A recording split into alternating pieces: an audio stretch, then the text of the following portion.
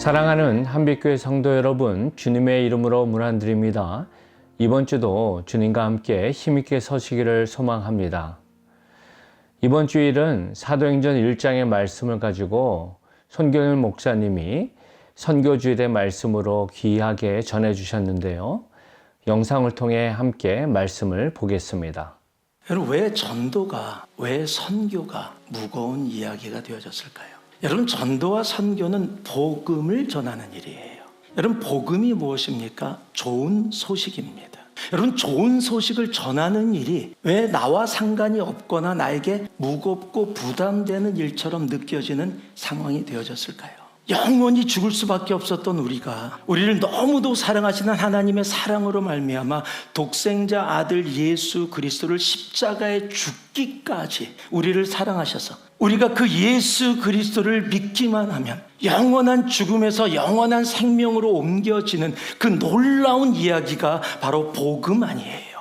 여러분, 그 복음 때문에 오늘 우리가 이 자리에 있는 거 아닙니까? 그 좋은 소식 때문에 영원히 죽을 수밖에 없었던 우리가 영원한 생명으로 옮겨지는 놀라운 은혜의 자리에 있게 되어진 것입니다. 여러분, 그런데 그 복음을 전하는 일이 어려운 일, 부담되어지는 일처럼 느껴지는 그런 시대, 그런 삶을 살아가고 있다는 겁니다. 나는 구원받고 예수 믿고 천국 가지만 다른 사람은 나는 잘 모르겠다. 나는 하루하루 살아가는 그 삶 자체도 벅차고 힘들다. 여러분, 선교가 남의 이야기라면 하나님은 너무너무 마음이 안타까우실 거예요. 오늘 말씀은 선교라는 단어를 이야기하면 언제나 나오는 말씀입니다. 사도행전 1장 8절 말씀을 모르는 사람들이 어디 있겠습니까? 예수님이 십자가에 죽으시고 부활하신 후에 40일 정도를 성도들과 함께 시간을 보내십니다. 수백 명이 넘는 사람들에게 당신이 부활하셨음을 분명히 보여주십니다. 그리고 나서 이제 승천하시기 전에 감람산으로 제자들을 모으십니다. 제자들이 지금 부활하신 주님을 만나고 벅차고 있는데 갑자기 주님이 다 소집을 하니까 와, 드디어 우리 주님이 돌아가셨을 때는 정말 힘들었는데 부활하신 모습을 보여주시고 문이 닫혔는데도 뚫고 들어오시는 놀라운 능력까지 살아 계실 때도 보여주셨고 부활하신 후에도 보여주셨기 때문에 이제 주님께서 드디어 그 일을 하시나 보다라고 생각했던 것 같아요. 제자들이 주님이 부르셔서 모였으면 가만히 기다리면 되는데 주님은 아직 아무 이야기도 하지 않으셨는데 제자들이 먼저 주님께 이렇게 질문을 합니다. 1장 6절입니다. 그들이 모였을 때 예수께 여쭈어 이르되 주께서 이스라엘 나라를 회복하심이 이때이니까. 여러분, 제자들의 마음에 뭐가 있었냐면요, 부활하신 주님 때문에 막 가슴이 뛰고 있는데 이제 주님께서 불러 모으시니까 드디어 때가 왔다. 우리의 메시아이신 예수 그리스도께서 이스라엘을 회복하시려고 하시나 보다.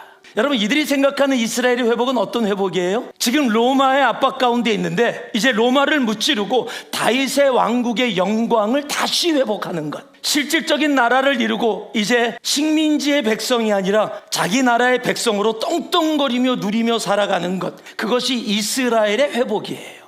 그들의 마음속에 있었던 것을 주님께 묻는 겁니다. 이제 주님께서 이스라엘을 회복하시려고 우리를 불러 모으신 겁니까? 우리는 죄습니다. 이스라엘을 회복하여 주옵소서라는 마음으로 질문을 한 거예요. 여러분, 이 마음은 제자들뿐만 아니라 온 이스라엘이 동일하게 가지고 있었던 마음입니다. 그래서 너무도 당연하게 이스라엘 백성이라면 누구나 가지고 있었던 이스라엘 왕국의 회복, 그리고 그것이 자연스럽게 제자들의 마음에서 입술을 통해 주님께 전달이 되어진 겁니다. 여기서 안타까운 것은요, 주님과 3년이라는 시간을 함께 살았습니다. 그의 가르침을, 주옥 같은 그의 가르침을 다 들었습니다. 십자가의 죽음도 부활하심도 다 들었고요. 아니, 들은 정도가 아니라 이제 부활하신 주님을 보았습니다. 여러분, 그런데도 불구하고 주님께서는 하나님 나라는 이 땅에 속한 것이 아니라고 분명한 가르침을 주셨음에도 불구하고 그들은 그것이 남아있지 않고 자신들의 관심사, 이 땅에서의 이스라엘의 회복, 내가 원하고 이스라엘 온 백성들이 기다려오고 꿈꿔왔던 자기네 모습 속에서의 자신의 관심을 가지고 예수님께 나와서 질문을 던지게 된 거예요. 여러분, 사람은요, 주님 앞에 나올 때 내 관심사를 가지고 나옵니다.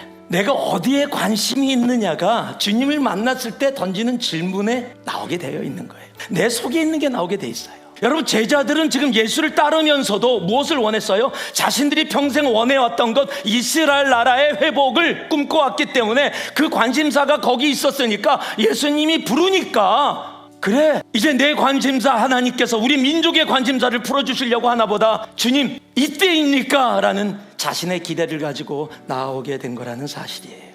여러분, 우리는요 오늘 예배를 드리면서도 하나님의 관심사에 관심이 없어요. 내 관심사에, 하나님 내가 오늘 예배 드렸으니까, 내가 모태신앙으로 평생 예배 제대로 잘 드렸으니까 제발 우리 남편 직장 잘 되게 해주세요. 비자 문제 잘 해결되게 해주세요. 내가 몸이 좀 안 좋은데 건강 회복하게 해주세요. 우리 자녀들 공부 잘하고 좋은 대학 가고 직장 잘 가게 하고 결혼 잘하게 해주세요. 여러분, 나의 관심사를 가지고 주님 앞에 나와요. 여러분, 그런데요 우리 주님이 이런 이야기를 하십니다. 사도행전 1장 7절을 보니까요, 이르시되 때와 시기는 아버지께서 자기의 권한에 두셨으니 너희가 알 바 아니요 라고 얘기해요. 너희가 알 바 아니요. 오늘 말씀의 제목입니다. 한번 따라해 주시기 바랍니다. 신경 꺼. 자, 서로 보시면서 신경 꺼. 여러분, 주님께서 오늘 지금 우리들에게 해주시는 말씀이에요. 신경 끄라는 거예요. 뭐예요? 너의 관심사에 신경을 끄라는 거예요. 그러면은 하나님 그건 너무하신 거 아니에요? 그런데 주님이 뭐라고 얘기하고 계세요? 그 때와 시기는 너희가 알 바 아니요 하나님께 있다라고 말씀하세요. 여러분, 주님께서 이스라엘 나라를 회복 안 하시겠다는 거예요? 아니에요. 회복하시겠다는 거예요. 하나님의 방법으로 하나님의 때에 하나님이 하시겠다는 거예요.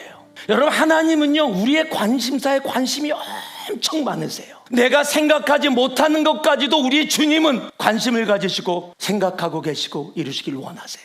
그런데 내가 원하는 나의 방법, 내가 원하는 나의 때가 아니라 하나님의 방법으로 하나님의 때에 가장 좋은 것으로 우리의 관심사를 하나님은 분명히 들으시고 해결해 주신다는 거예요. 내가 신경 쓸 테니까 너희들의 관심사를, 너희는 나의 관심사 그 일에 신경을 써달라는 거예요. 그래서 무엇라고 말씀하고 계십니까? 사도행전 1장 8절 말씀 같이 한번 읽어봅니다. 우리가 너무도 잘 아는 말씀 함께 읽습니다. 오직 성령이 너희에게 임하시면 너희가 권능을 받고 예루살렘과 온 유대와 사마리아 땅끝까지 이르러 내 증인이 되리라 하시니라. 자, 주님께서 너의 관심사, 이스라엘 나라의 회복이라는 너희들이 원하는 관심사가 아니라 그것에 신경 끄고 너희들이 신경 써야 할 일이 있는데, 그것이 뭐냐? 땅끝까지 이르러 복음을 전하는 일. 내가 그 일 때문에 하늘 보좌를 버리고 이 땅에 왔기 때문에 내가 너희와 3년이라는 시간을 보내며 십자가의 길을 가고 부활한 이유가 바로 이것 때문이다. 죽어가는 한 영혼에게 너의 관심이 있기를 소망한다. 그래서 말씀하시는 겁니다. 신경 끄고 신경 쓰라는 겁니다. 우리는요 그러면 이야기합니다. 정말 너무너무 힘들어요. 우리가 지금 먹고 사는 일도 그렇고, 지금 제가 그런 일에 마음을 담을 수 있는, 단기 선교 가는 거 다 좋은 거지만 직장 때문에도 힘들고요, 어렵고요. 제가 복음 전하적 내성적이라서요, 나는 아이라서 못합니다. 여러분, 근데 아세요? 내 힘으로 하는 게 아니에요. 성경은 오늘 말씀합니다. 오직 성령이 너희에게 임하시며. 성령님께서 하시는데 누구를 통해? 나의 순종을 통해 주님께서는 그 일을 하시는구나 를 깨닫게 된 겁니다. 선교는 내가 하는 게 아니에요. 여러분, 내가 하기 시작하면, 내 힘으로 하게 되면 선교가 일이 됩니다. 힘들어요, 벅차요. 내 힘으로 하려고 하기 때문이에요. 내가 해야 된다라고 생각하기 때문이에요. 아닙니다. 오직 성령이 너희에게 임하시며 그때야 너희가 권능을 받고 예루살렘과 온 유대와 사마리아 땅끝까지 이르러 내 증인이 뭐라고요? 되어야 한다? 아니요, 되리라. 성령님이 하게 하시는 거예요. 여러분, 왜 선교가 힘들고 복음 전함이 어려워요? 아주 간단합니다. 죄송합니다 이렇게 말씀드려서 그러나 사실이에요. 내가 성령님하고 친하지 않기 때문이에요. 내가 성령님하고 친하면 성령의 마음이 내 안에 있고, 성령의 마음은 어디에 있어요? 죽어가는 한 영혼에게 있어요. 여러분, 나랑 친한 사람하고 함께 있으면 그 마음이 나에게 느껴지게 돼 있는 겁니다. 여러분, 성령 하나님하고 친하면은요, 선교가 부담이 아니라 특권이 되어져요. 그 선교가, 복음 전도가 나에게 오늘 이 자리에 있게 하신 하나님의 은혜임을 알게 되어지는 거예요. 여러분, 선교가 은혜이고 특권이 되어지기를 주님의 이름으로 축복합니다. 여러분, 성령님과 친하시기를 진심으로 바랍니다. 여러분, 예배가 교회의 본질입니다. 선교는 중요한 프로그램이 아니라 선교도 교회의 본질입니다. 여러분, 교회가 어떻게 시작이 됐어요? 하나님이 하늘 보좌를 버리시고, 예수님이 하늘 보좌를 버리시고 이 땅에 오심으로써, 여러분, 최초의 전우주의 선교사로 이 땅에 오셔서 복음을 전하는 그 순간 교회가 시작되어졌고, 성령 하나님이 임하셨고, 성령 하나님이 임하시면서 제일 먼저 그들이 두 손 들어 찬양하더라? 아니요, 바로 복음 선포 들어갑니다. 그리고 우리가 알듯이 사도행전에 3,000명이 넘는 사람들이 하루아침에 복음 가운데 교회가 이루어지게 되어져요. 그리고 나서 교회가 뭘 기록하고 있는지 아세요? 그들이 날마다 모이기를 힘쓰며 예배하고 떡을 떼며 말씀 가운데 나가더라 나오는 거예요. 여러분, 교회에 예배가 없다고 생각하면 어떡하시겠어요?